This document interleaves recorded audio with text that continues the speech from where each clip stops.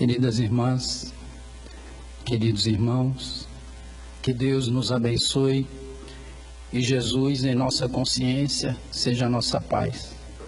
Colhemos esta oportunidade para saudar os amigos também e as amigas, desejando-lhes um feliz ano novo, um ano de grande aprendizado, de prosperidade verdadeira, de fraternidade, amor e paz. Sabendo que numa discussão anterior, Jesus havia silenciado os saduceus, os fariseus se reuniram para fechar questão em torno de tentarem provocá-lo por intermédio de uma pergunta. E um deles, um doutor da lei, se aproxima de Jesus e lhe pergunta: Mestre, qual é o maior mandamento da lei? Jesus responde: Amarás o Senhor teu Deus de todo o teu coração, de toda a tua alma, de todo o teu entendimento. Esse é o grande mandamento da lei. Mas há um outro, ou eis um outro, semelhante ou equivalente a este: ama o teu próximo como a ti mesmo. Discutindo o amor a Deus e também o amor ao próximo, nos capítulos 11 e 15 de O Evangelho segundo o Espiritismo, Allan Kardec, nesses dois capítulos respectivamente intitulados como amar o próximo como a si mesmo e fora da caridade não há salvação, faz duas alusões importantes, de forma reprodutiva, obviamente, a esse ensino de Jesus, que apresenta-nos, no primeiro capítulo 11, o amor incondicional na verticalidade da nossa relação com Deus e com o transcendente, e na horizontalidade da relação com o outro, no capítulo Fora da Caridade não há salvação. Capítulos estes que se conectam a dois outros que se encontram em outra obra, o Livro dos Espíritos, na sua terceira parte das leis morais, sendo o primeiro destes capítulos o de número 2, da lei de adoração, e o outro, o de número 11, da lei de justiça, de amor e de caridade. Esses dois capítulos do Livro dos Espíritos nos fornecem elementos para o aprofundamento da visão acerca daquilo que Jesus discute com o doutor da lei, que lhe faz a pergunta provocativa.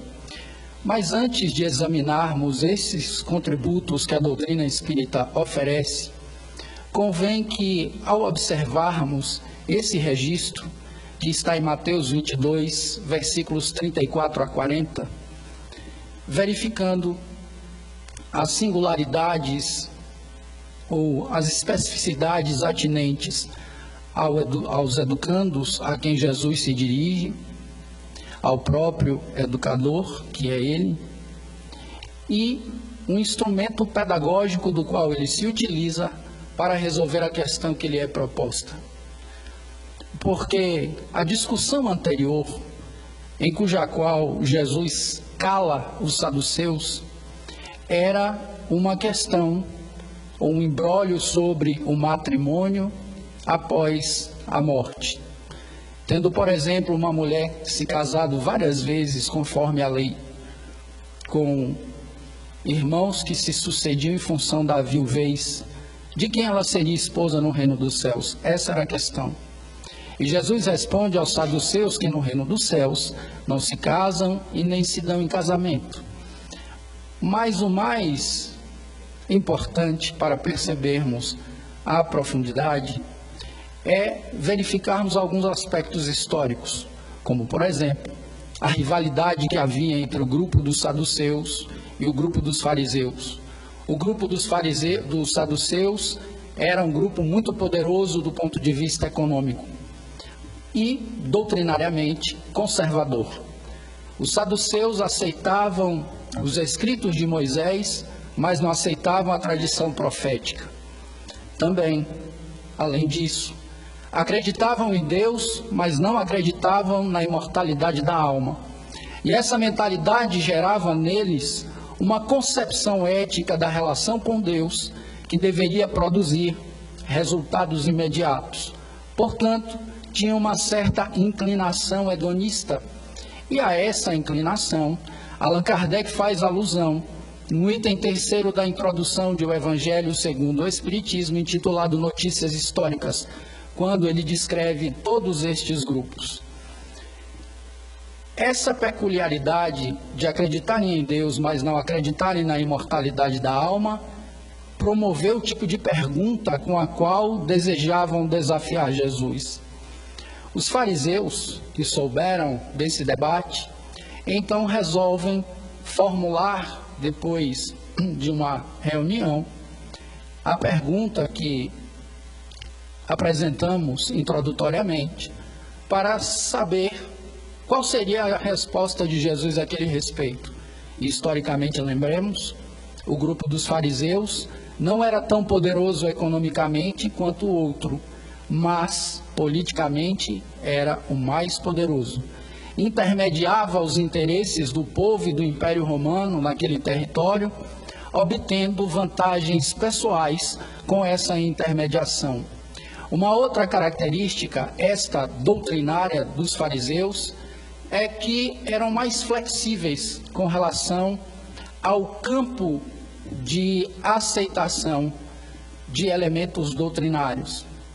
Aceitavam tanto os escritos de Moisés quanto a tradição profética. E ao final do que Jesus lhes responde, ele ainda acrescenta: toda a lei e os profetas dependem ou estão dependurados em algumas traduções nesses dois mandamentos. Jesus faz alusão à lei e aos profetas em função do interlocutor que lhe emite a pergunta. Portanto, verificamos que não há nenhum elemento que esteja solto no diálogo ou que seja insignificante.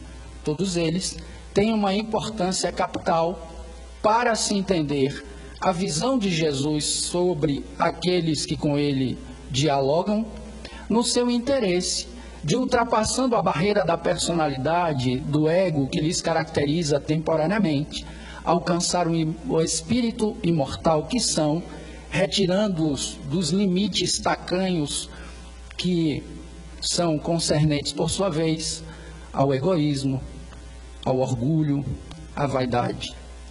Portanto, os fariseus ainda tinham uma outra característica doutrinária, a rigidez. Cobravam dos outros o cumprimento da lei de forma muito rigorosa.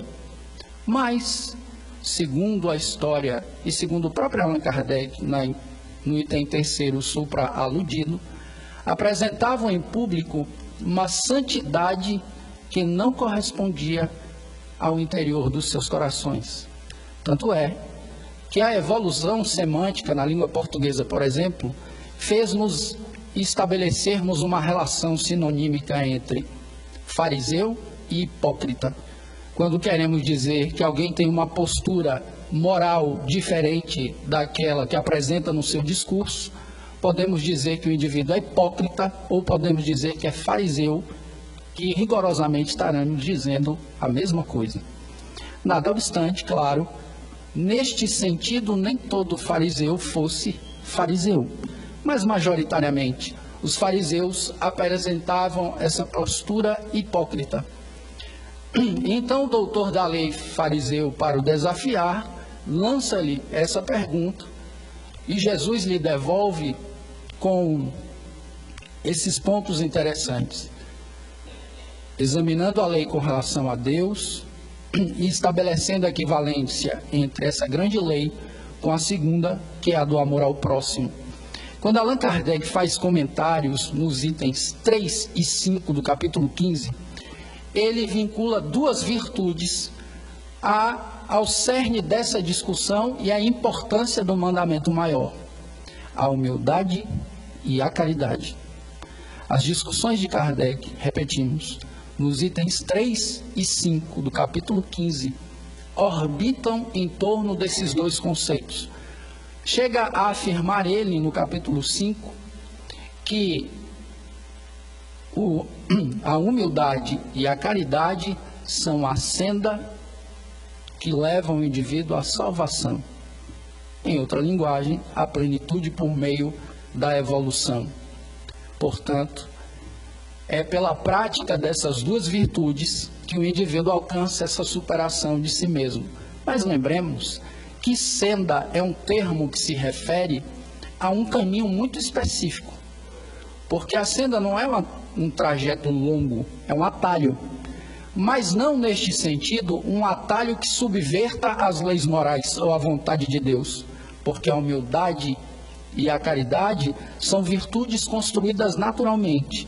É um atalho porque o indivíduo acelera o processo evolutivo quando assim se porta. Quando procura desenvolver a humildade no relacionamento com Deus e com as outras criaturas, quando procura também desenvolver este sentimento de caridade nas inter-relações pessoais. Porque quando Jesus faz a afirmação sobre o mandamento maior, é como se ele elaborasse uma imagem geométrica que mentalmente nós podemos perceber, tendo no vértice maior Deus, cuja nossa busca por Ele eleva-nos na condição de espíritos cada vez mais evoluídos, de consciência mais ampliada, do ponto de vista intelectual, moral, afetivo. E dois outros vértices em que nós estamos em um e o outro no outro vértice.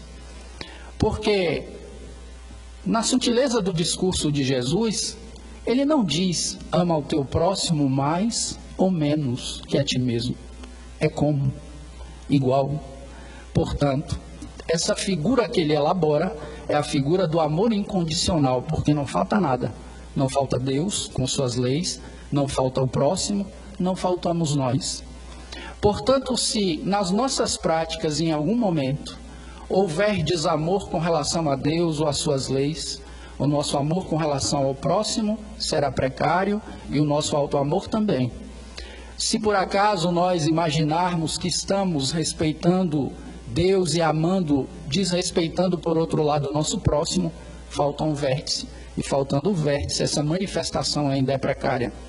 Se por acaso nós temos um alto amor, que em verdade é um egoísmo disfarçado, que desconsidera o outro, desconsidera Deus, também haverá precariedade nessa manifestação.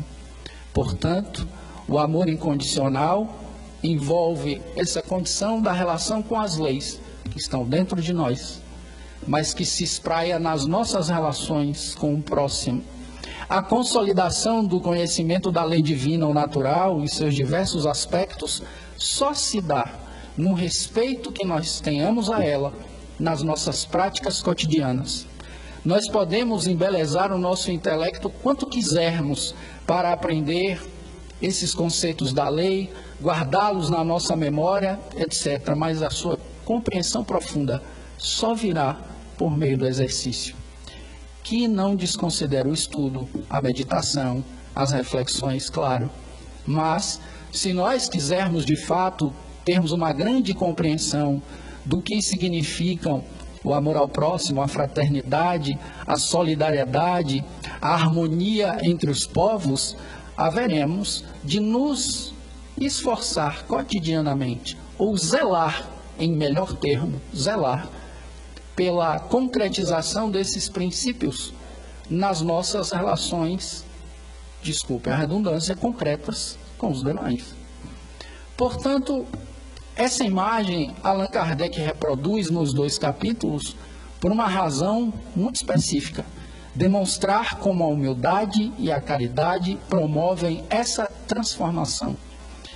Mas quando nós lançamos mão do contributo que a lei de adoração traz, verificamos que há nos ensinamentos dos Espíritos outros itens que devem ser considerados na apreciação geral do ensino moral de Jesus, mas também na apreciação desse ensino em particular, que é do mandamento maior.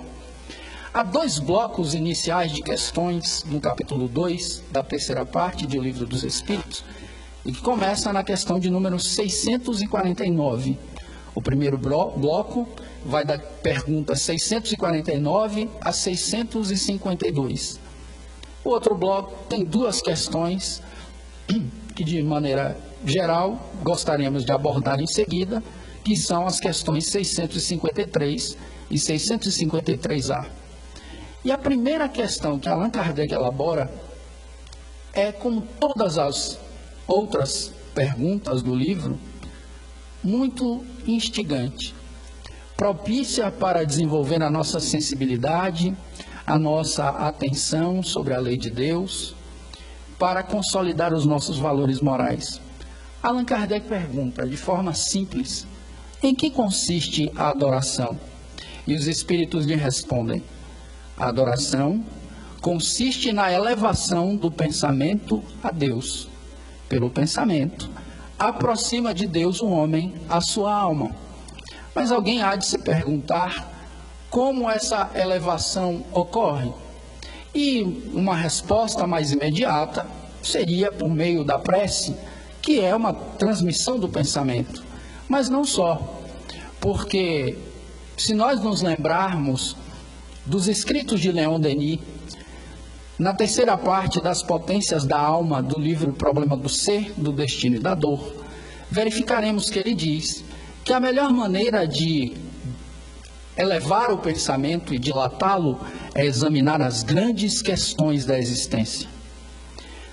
Não necessariamente Leon Denis está fazendo alusão às grandes escolas da filosofia, nada obstante elas sejam muito importantes, mas ao hábito que qualquer um de nós pode desenvolver e que as crianças têm, muito latente, de filosofar, pensar sobre a vida, pensar sobre a nossa origem, sobre o nosso destino, sobre a nossa essência ou natureza, sobre por que nós estabelecemos relação com determinadas pessoas de perfil específico e temos antipatia por outras, por que temos relação de apatia, simpatia ou empatia, gerando reciprocidade ou irreciprocidade quando lidamos com pessoas, resolvendo dilemas morais, resolvendo as questões da vida diária.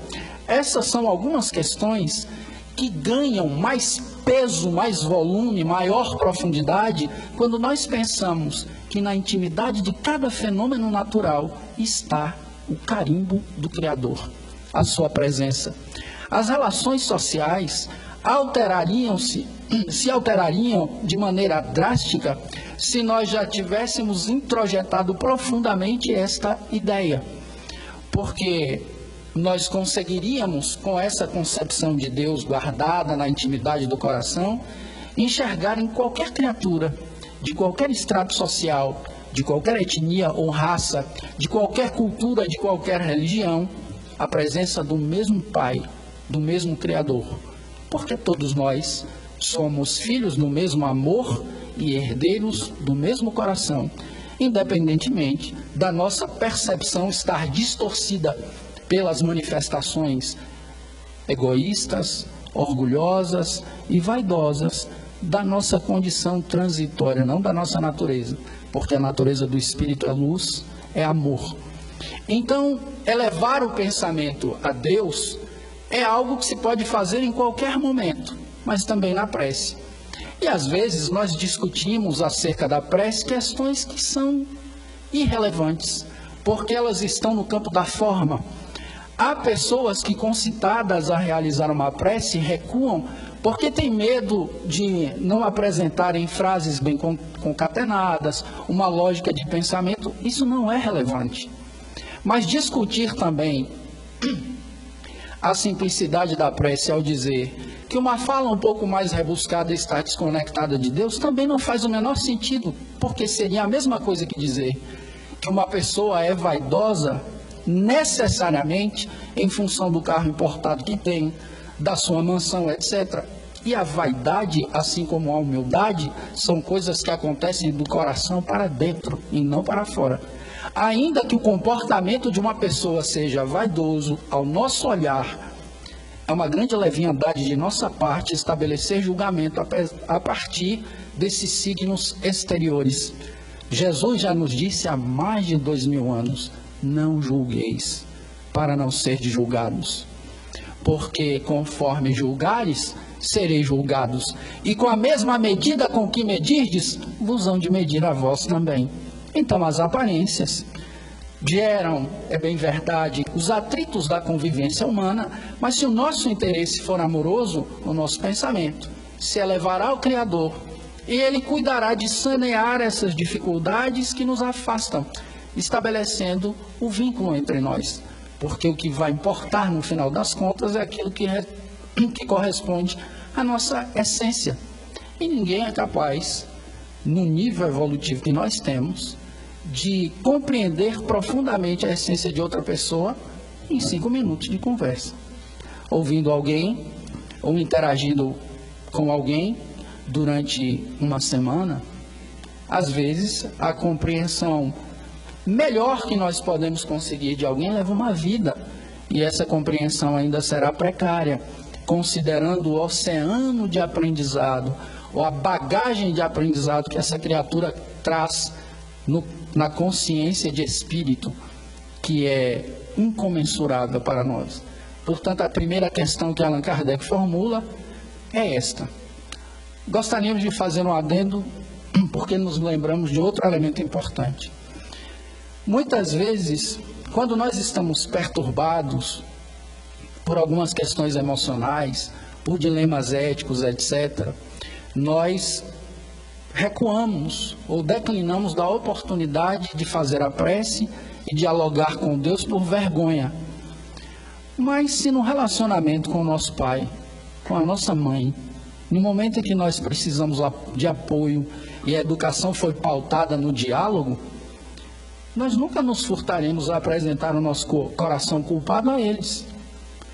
Se o pai e a mãe terrenos podem ter piedade de nós, quanto mais Deus. Excederia a justiça de Deus a nossa? Então isso não é uma justificativa, embora explique alguns fenômenos, como aquele descrito por Shakespeare na obra Hamlet, quando o rei Cláudio, que mata o seu irmão para ficar com o reino, se sente tão culpado, e essa culpa aumenta de acordo com as instigações que Hamlet vai provocando no meio, para que ele revele a sua culpa a todos, que num determinado momento, num ato da peça, ele diz: minhas palavras voam, mas meus pensamentos não. Sem os meus pensamentos, minhas palavras para o céu não vão. Ele se sente tão culpado que o seu pensamento não ultrapassa o teto do ego. Nós verificamos a mesma coisa na parábola do fariseu e do publicano que entram no templo para orar. Jesus classifica o fariseu cheio de si como, descreve como alguém que ora de si para consigo mesmo. Ele não ora para Deus, ele ora para si. Ele usa Deus como pretexto para se elogiar, porque ele diz: graças te dou, meu Deus, porque não sou como os outros homens, roubadores, adúlteros e injustos. E aponta ainda para o outro, nem como esse fariseu. Ou seja, para ele, a verdade da presença de Deus em sua consciência é irrelevante. Ele não quer saber quais são as suas reais virtudes e os seus vícios que ele precisa corrigir. Ele apenas quer se autoelogiar, comparando-se aos demais.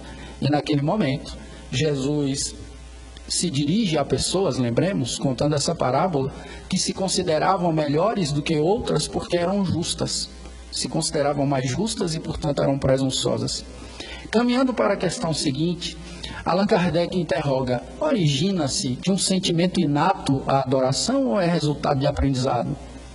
E os espíritos lhe dizem: sentimento inato, como da existência de Deus. E acrescentam um detalhe importante: a consciência da sua fragilidade faz o homem se inclinar diante daquele que o pode proteger.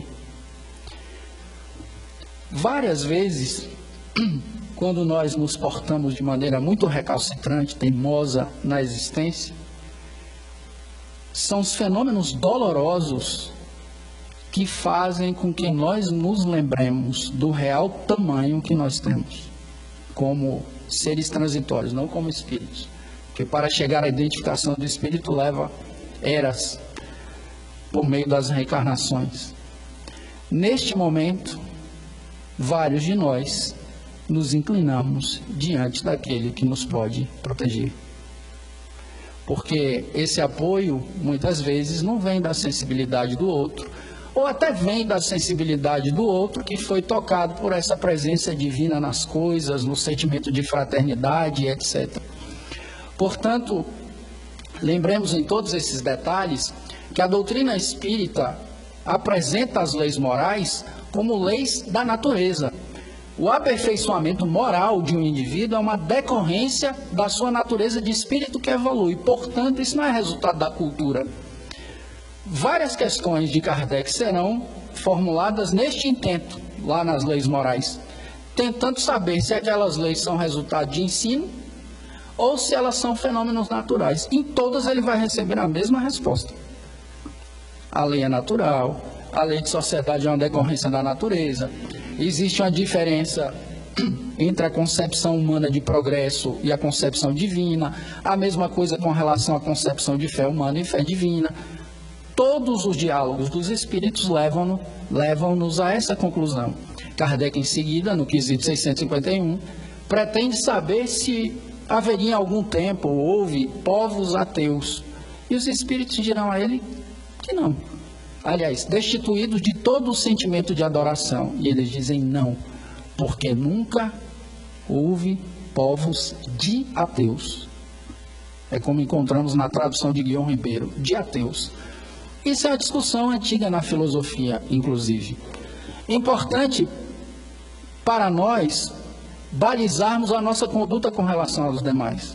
Porque houve filósofos ao longo da história, como David Hume, um empirista, que diziam que povos, na linguagem deles, selvagens, porque eram canibais, não demonstravam qualquer espécie de fé em Deus, portanto, Deus era uma ideia aprendida e não inata.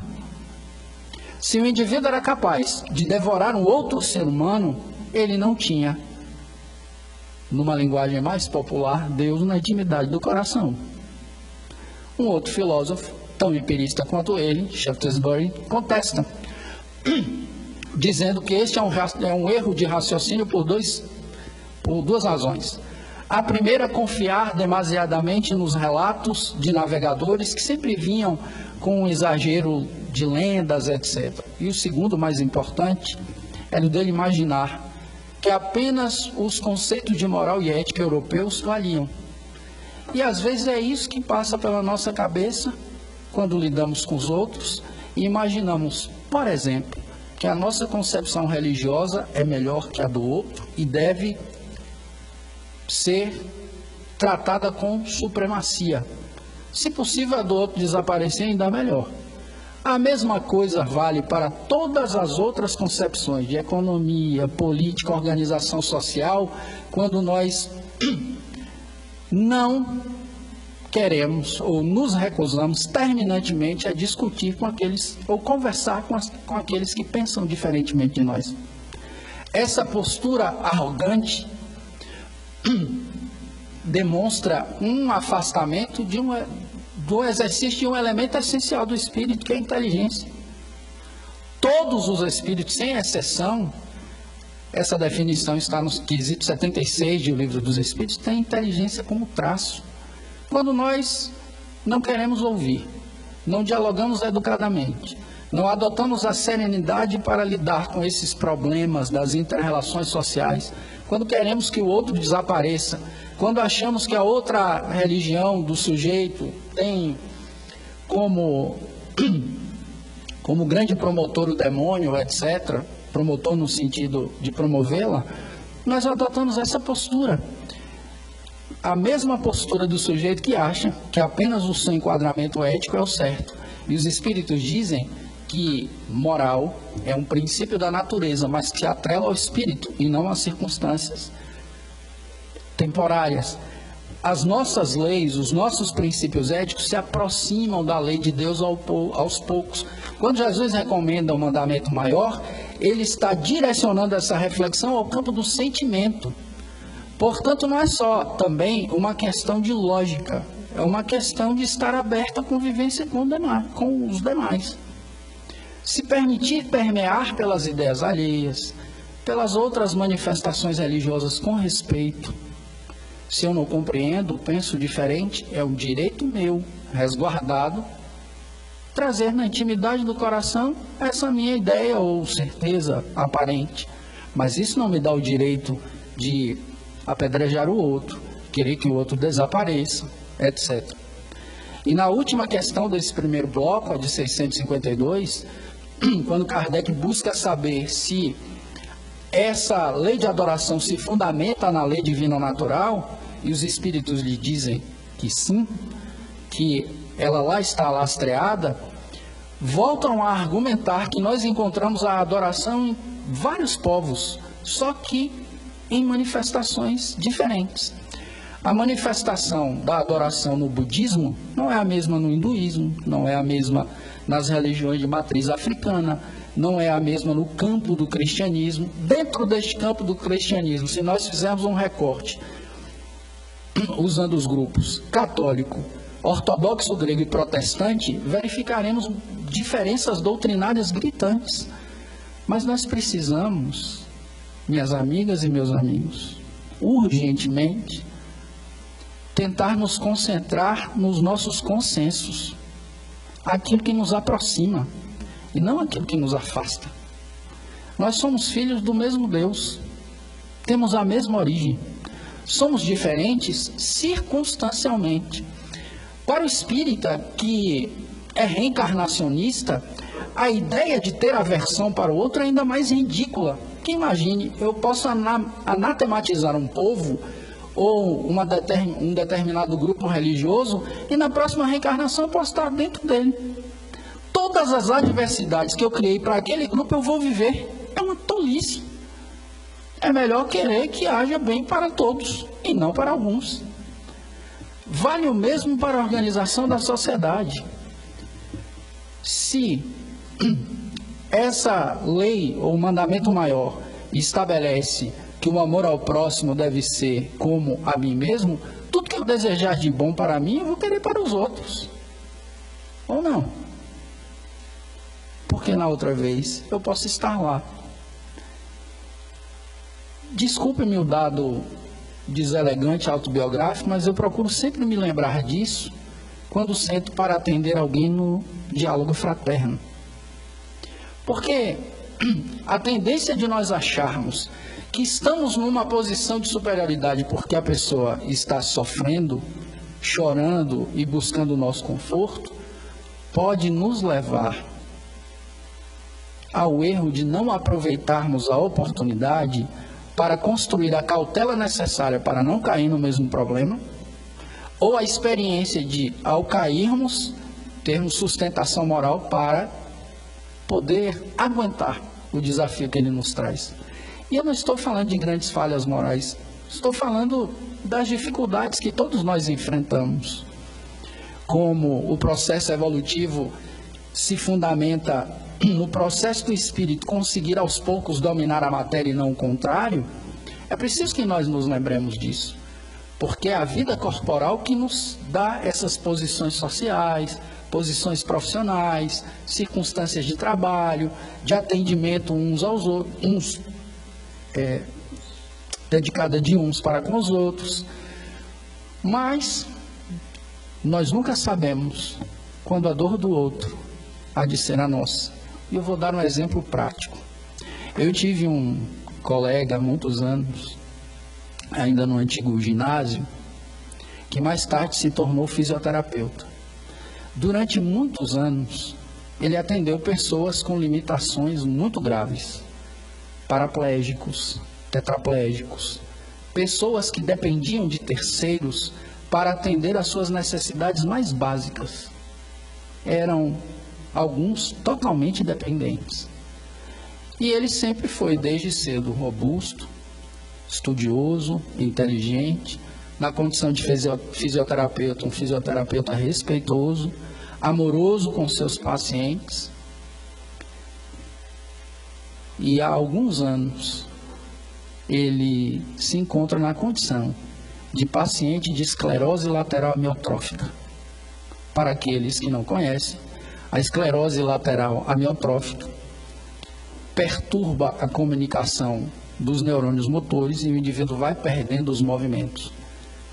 Lateral porque ela começa na perda de tônus nos braços, nas pernas.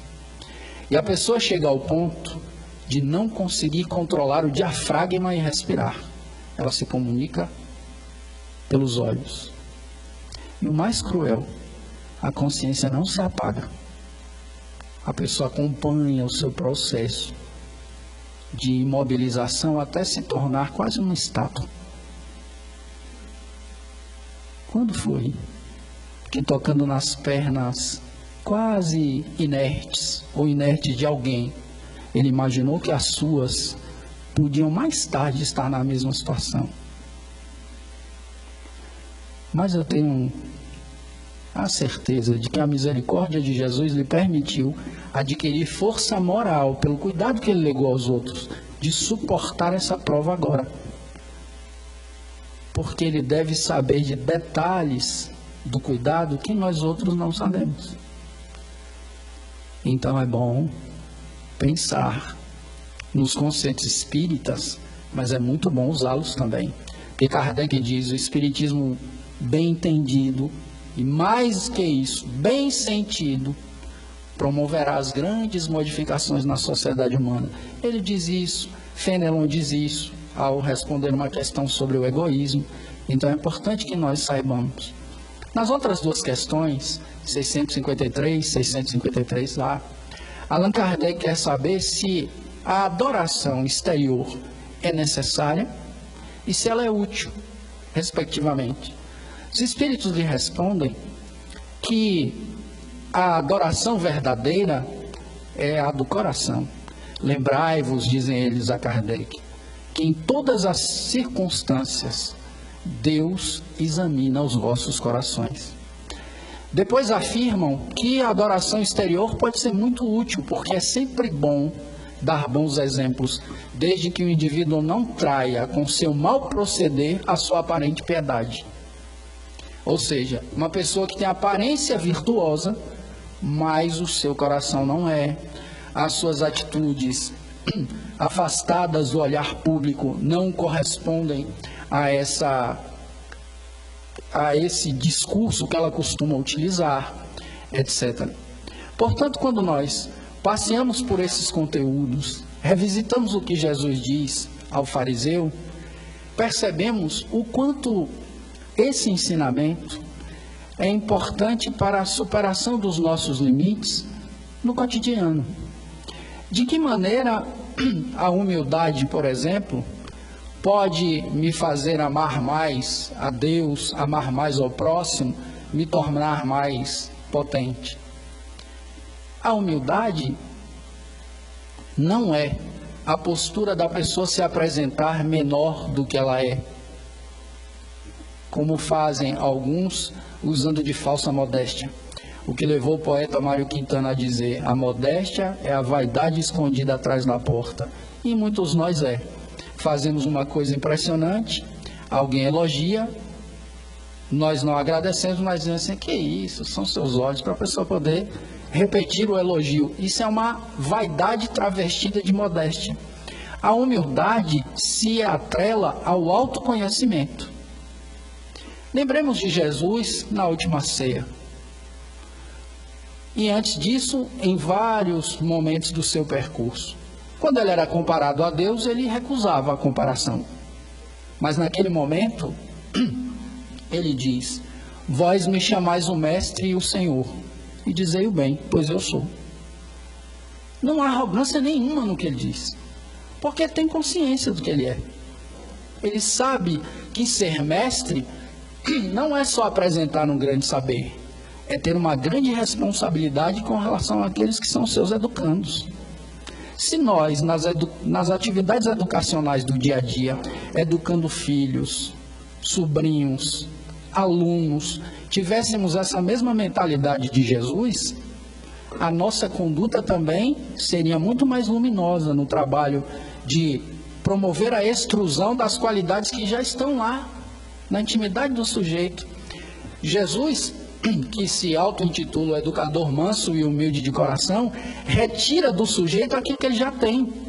Nós não encontramos em nenhum dos diálogos de Jesus ele poluindo a atividade autopedagógica do sujeito com as suas dificuldades. Ele sabe medir o exato instante em que a pessoa consegue ouvir algo. Ele sabe medir o exato instante em que o silêncio se faz necessário. Ele sabe fazer com que o sujeito ache o seu próprio percurso. Nós não. Nós ficamos criando perturbações para as pessoas. Uma pessoa manifesta dentro, por exemplo, de uma tradição familiar profissional X, o desejo de ter uma profissão muito diferente, a primeira coisa que a pessoa ouve é crítica. Você é doido? Todos nós somos juristas, você vai ser artesão, vai morrer à fome. Quer ser artista? Tá louco? Quando lemos a lei de trabalho, os espíritos dizem totalmente, aliás, argumentam num espectro diametralmente oposto a esse. Eles chegam a dizer, aliás, Kardec diz, na última nota do capítulo, há um elemento sem o qual a economia não passa de uma teoria vazia. E esse elemento é a educação. Mas não é a educação que instrui, é a educação moral. Mas não ainda a educação moral pelos livros, mas aquela que gera bons hábitos. Porque é nisso que consiste a educação, gerar bons hábitos. Jesus tinha essa sensibilidade de ouvir. O que aquele coração precisa? Aquele espírito veio à Terra para fazer o quê? O sujeito já reencarna sem memória como espírito. Já é um pouco difícil encontrar um mundo. Tanto é que boa parte da humanidade é depressiva. Boa parte dos depressivos é em função de perderem psicologicamente o sentido existencial. E às vezes, com a nossa pressa, a projeção do nosso egoísmo, da nossa sombra sobre as pessoas, turvamos ainda mais a condição da pessoa encontrar o seu caminho. Para isso, serve a humildade.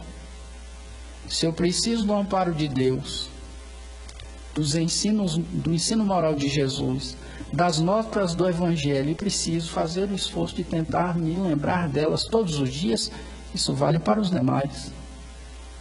E cada mão, cada característica, cada instrumento corresponde à missão que o sujeito precisa executar. No texto A Missão do Homem Inteligente na Terra, Kardec usa essa metáfora. A natureza do instrumento não está a indicar a natureza do trabalho. E a caridade serve para que nós consigamos praticar a benevolência para com todos, dizem os Espíritos, a indulgência para as imperfeições alheias e o perdão das ofensas. Benevolência é ser bondoso com qualquer pessoa, em qualquer circunstância. Quando fazem a mesma pergunta sobre o maior mandamento da lei a Jesus em outra circunstância, em vez de ele responder, ele faz uma pergunta ao doutor da lei. O que diz a lei? E acrescenta, o que lês nela? Ou seja, ele quer saber a interpretação do sujeito. E ele reproduz o que Jesus diz, amarás o Senhor teu Deus de todo o teu coração, etc. Aí Jesus disse o bem, faze isso e viverás. O fariseu, querendo ser justo, conforme o texto do Evangelho, diz, mas quem é meu próximo? Aí Jesus conta a parábola do bom samaritano, que, como nós sabemos, é uma parábola que se caracteriza pelo fato de todos os personagens terem características muito bem delineadas, exceto um. Quem lê a parábola vê que há um sacerdote, um levita, ladrões, um samaritano e um dono de estalagem. Mas o sujeito que é agredido e roubado é só um homem. Porque não importa, para ser caridoso, a identificação da pessoa. Não importa. Nós fazemos na nossa organização social esse tipo de acepção. Se o indivíduo tem um nome X, a conta bancária é Y, ele vai receber um tratamento tal. Se não, muitas vezes, em muitos países, morre a míngua. Eu me lembro do Fantástico na série Planeta Água, só não me lembro o país, em que a água potável era canalizada para os bairros ricos. E a polícia do estado mantinha vigilância severa sobre os canos. Sabem para quê? Para que os pobres não picaretassem o cano e tentassem roubar a água. Agora pensemos, sobretudo quem é da área de biologia, quantos processos fisiológicos de manutenção da vida dependem de água? Isso é um crime.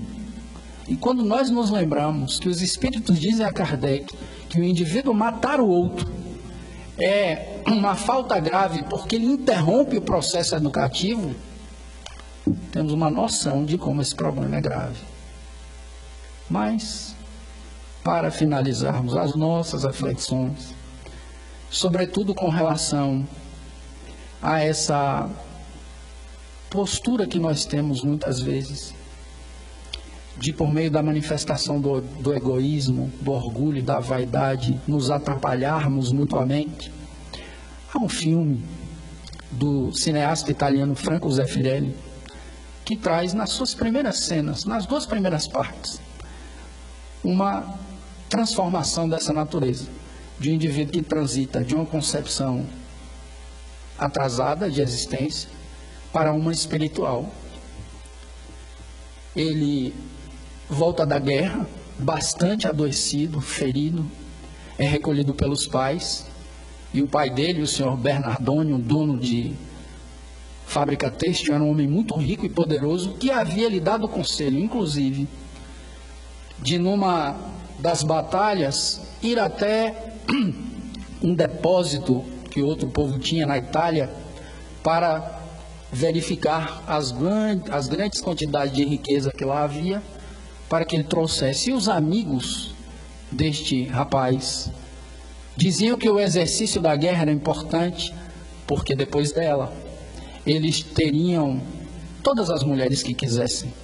E ele estava naquele pensamento ingênuo do ponto de vista espiritual, mas volta muito machucado da guerra. Enquanto ele está deitado, ele tem vários pesadelos, lembrando da guerra, das batalhas, do medo de morrer, dos ferimentos. Mas num determinado momento, das suas imagens oníricas, ele lembra-se de uma moça, com os olhos muito brilhantes, um sorriso solar, mãos delicadas. Ele a segue num determinado dia e ela lhe pede que ele não a importune, mas ele insiste. Ela vai se embreando por uma área de flores até chegar a uma cachoeira e ele insistentemente vai atrás. Ela para num determinado momento, ele pede: por favor, me deixe em paz. E ele fica ao longe, mas olhando-a com um olhar desejoso, e ela começa a gritar: irmãos, irmãos. De trás das pedras e por trás dos arbustos aparecem vários leprosos, aos quais ela oferece pão. E ele, perplexo, diz: são leprosos? E ela diz: sim, são leprosos. Ele sai e ela permanece. A visão daqueles leprosos para ele era aversiva, e nos sonhos ele diz isso, no pesadelo: não quero ver. E num determinado momento, depois de longos dias de sofrimento, ele desperta. E ao despertar, a câmera de Franco Zeffirelli faz com que o personagem veja a janela que dá para fora. E há muito sol entrando e um pássaro. O rapaz olha, levanta-se cambaleante, vai em direção à janela. O pássaro vai para o telhado, ele vai para o telhado também. Os dois caminham, ele estende a mão e o pássaro sobe na sua mão. Os dois se olham durante alguns segundos, ele eternamente para o pássaro, e uma revoada de outros o toma e ele se sente em êxtase. E daquele momento em diante, nasce o Francisco de Assis que nós conhecemos. E há um outro momento na segunda parte, em que ele está sentado entre as flores, contemplando a natureza. Depois de ir sorrindo atrás das borboletas, numa atitude que para os outros era estranha. Enquanto ele está ali, reflexivo, aparece de novo Clara de Assis, a moça.